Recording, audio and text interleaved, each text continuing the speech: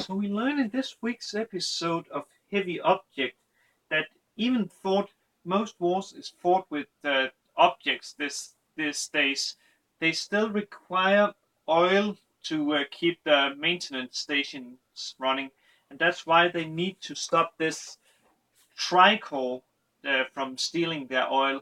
And the best way to describe this Tricor is basically like a huge oil ship or oil rig, because it's basically it can dig for oil, it can store it in oil containers. It also has a maintenance station on it, so it doesn't need to, stop at any country to get maintenance. So it can, in theory, run forever as long as it can get oil. And it has three huge cannons, and when I say cannon, I mean like object cannons that can, from what I can see, turn like 360 degrees or maybe just 180 degrees. I'm not sure. And this is what our guys, Hawaii and Quantua, is supposed to go up against. And this seems like an impossible task because, unlike the one in Alaska where they was basically like not very good guarded, this has soldiers where they actually are armed. So yeah, how are they supposed to take it down?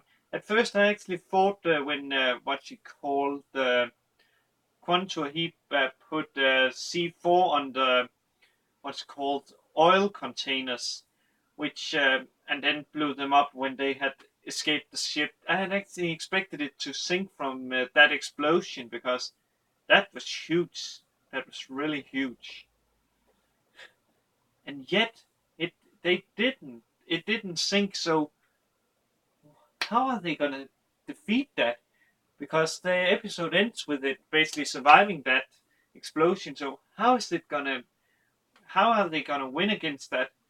Is Quantua having to contact his girlfriend, or yeah, it isn't official, but I can see on the princess when he is being brought up during the maintenance that he's really important to her. So I could see if it goes well that they may end up together, and that's actually really nice. And maybe Floria and Hawaii ends up together. I'm not sure about that. It depends on how the story goes.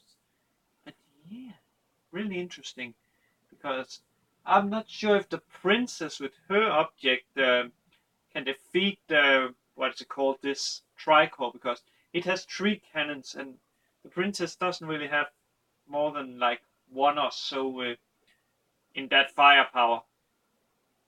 So how are they gonna defeat that? That is actually a huge question. I wonder, maybe Floria will show up and save the day or something. But yeah, really interesting episode this week, even though there didn't really happen a lot, so to speak.